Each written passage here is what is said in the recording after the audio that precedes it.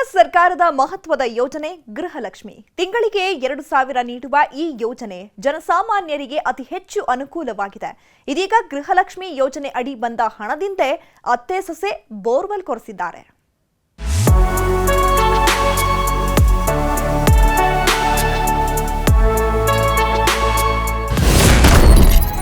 ಗೃಹಲಕ್ಷ್ಮಿ ಹಣದಿಂದ ಕೊರೆಸಿದ್ರು ಬೋರ್ವೆಲ್. ಕೊಳವೆ ಬಾವಿಯಲ್ಲಿ ನೀರು, ಅತ್ತೆ ಸೊಸೆ ಖುಷ್.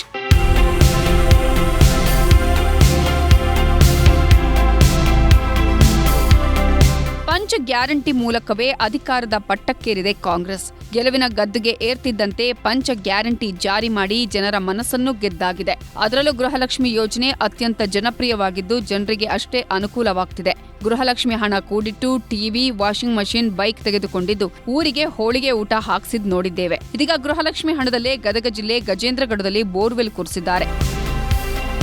ಹೀಗೆ ಸಂತಸದಿಂದ ತಮ್ಮ ಖುಷಿ ಹಂಚಿಕೊಳ್ತಿರೋ ಇವರ ಹೆಸರು ಮಾಬೂಬಿ ಹಾಗೂ ರೋಷನ್ ಬೇಗಂ. ಈ ಅತ್ತೆ ಸೊಸೆ ಗೃಹಲಕ್ಷ್ಮಿ ಹಣವನ್ನೆಲ್ಲ ಕೂಡಿಟ್ಟು ತಮ್ಮ ಜಮೀನಿನಲ್ಲೇ ಬೋರ್ವೆಲ್ ಕೊರೆಸಿದ್ದಾರೆ. ಬರೋಬ್ಬರಿ 44,000 ಗೃಹಲಕ್ಷ್ಮಿ ಹಣ ಕೂಡಿಟ್ಟಿದ್ದು ಉಳಿದ 10,000 ಹಣ ಮಗ ಹಾಕಿದ್ರಂತೆ. ಇದೀಗ ಅತ್ತೆ ಸೊಸೆ ಕೊರೆಸಿದ ಕೊಳವೆ ಬಾವಿಯಲ್ಲಿ ನೀರು ಧುಮ್ಮಿಕ್ಕುತ್ತಿದ್ದು ಸರ್ಕಾರಕ್ಕೆ ಧನ್ಯವಾದ ತಿಳಿಸಿದ್ದಾರೆ. ನಮ್ಗ ಸಿದ್ದರಾಮಯ್ಯನ ರೊಕ್ಕಲಿದ್ರ ನಾವು ಕೂಡಿಟ್ಟು ಗೃಹಲಕ್ಷ್ಮಿ ರೊಕ್ಕದಾಗ ಸಿದ್ದರಾಮಯ್ಯ ರೊಕ್ಕ ಅಂತ ತಿಳಿದು ನಾವು ಕೂಡಿಟ್ಟು ಬೋರ್ ಹಾಕ್ಸಿವ್ರಿ. ನೀರು ಬಿದ್ದೈತಿ.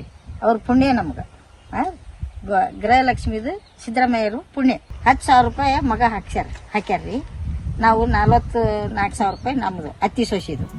ಗೃಹಲಕ್ಷ್ಮಿ ಹಣದಲ್ಲಿ ಬೋರ್ವೆಲ್ ಕೊರೆಸಿದ ವಿಚಾರ ರಾಜ್ಯಾದ್ಯಂತ ಭಾರಿ ಸದ್ದು ಮಾಡ್ತಿದೆ. ಈ ಬಗ್ಗೆ ನ್ಯೂಸ್ 18 ಜೊತೆ ಮಾತನಾಡಿದ ಸಚಿವೆ ಲಕ್ಷ್ಮೀ ಹೆಬ್ಬಾಳ್ಕರ್, ನಮ್ಮ ಯೋಜನೆಯಿಂದ ಜನರಿಗೆ ಅನುಕೂಲ ಆಗ್ತಿರೋದು ತುಂಬಾ ಖುಷಿ ಆಗ್ತಿದೆ ಅಂದಿದ್ದಾರೆ. ತುಂಬಾ ಸಂತೋಷ ಆಗ್ತಾ ಇದೆ. ನಮ್ಮ ಸರ್ಕಾರದ ಅತ್ಯಂತ ಮಹತ್ವದ ಯೋಜನೆ ಗೃಹಲಕ್ಷ್ಮಿ. ಈ ಯೋಜನೆ ಈ ರೀತಿ ಎಲ್ಲರಿಗೂ ಸಹಕಾರಿ ಆಗೋದನ್ನ ನೋಡಿದ್ರೆ ಆ ದುಡ್ಡನ್ನ ಖರ್ಚು ಮಾಡದೆ ಕೂಡಿಟ್ಟು ಬೋರ್ವೆಲ್ ಹಾಕ್ಸಿ ಆ ಬೋರಿನ ಹಣದಿಂದ ಅವರ ಒಂದು ಸಂಪಾದನೆ ವ್ಯವಸಾಯ ಡಬಲ್ ಆಗ್ಲಿ, ಅವರ ಈ ಒಂದು ಏನು ಕೂಡಿಟ್ಟ ಹಣದಿಂದ ಬೋರ್ವೆಲ್ ಹೊಡೆದಿದ್ದಾರಲ್ಲ, ನಾವು ಅವ್ರಿಗೆ ಆದರ್ಶ ಅಂತ ಹೇಳಲಿಕ್ಕೆ ಬಯಸ್ತೇನೆ. ಮತ್ತು ಗೃಹಲಕ್ಷ್ಮಿ ಹಣದಿಂದ ಬಹಳಷ್ಟು ಜನರಿಗೆ ಅನುಕೂಲ ಆಗಿದೆ. ಲೈಂಗಿಕ ಅಲ್ಪಸಂಖ್ಯಾತರಿಗೂ ಬಂತು ಗೃಹಲಕ್ಷ್ಮಿ.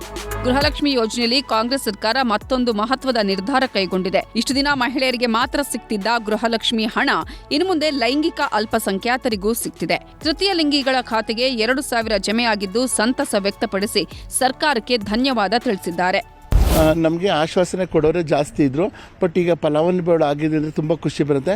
ಯಾಕಂದರೆ ಪ್ರಥಮವಾಗಿ ಬಂದಿದ್ದೆ ನನಗೆ ಈ ಒಂದು ಯೋಜನೆಯಲ್ಲಿ ಫಲಾನುಭವಿ ಆಗಿದ್ದು. ನಂತರ ಆಮೇಲೆ ಎಲ್ಲ ಕಮ್ಯುನಿಟಿಯವ್ರಿಗೆ ಬಂತು. ತುಂಬಾ ಎಲ್ಲ ಖುಷಿಪಟ್ಟರು. ಯಾಕಂದರೆ ಸರ್ಕಾರ ಬರೀ ಆಶ್ವಾಸನೆಗಳನ್ನ ಕೊಡ್ತಾ ಇತ್ತು. ಸೊ ಹಂಗಾಗಿ ಇದನ್ನು ನಿಜವಾಗ್ಲೂ ಇದನ್ನು ಅವರು ಸಕ್ಸಸ್ಫುಲ್ ಮಾಡಿದ್ರಲ್ಲ, ಅದಕ್ಕೆ ತುಂಬ ಸಂತೋಷ ಆಗುತ್ತೆ. ಅವರು ಎಲ್ರಿಗೂ ನನ್ನ ಅಭಿನಂದನೆಗಳನ್ನ ನನ್ನ ಸಮುದಾಯದ ಪರವಾಗಿ ನಾನು ತಿಳಿಸೋಕ್ಕೆ ಇಷ್ಟಪಡ್ತೀನಿ.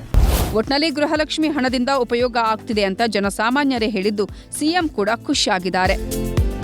ಸಂತೋಷ್, ನ್ಯೂಸ್ 18 ಕನ್ನಡ, ಗದಗ.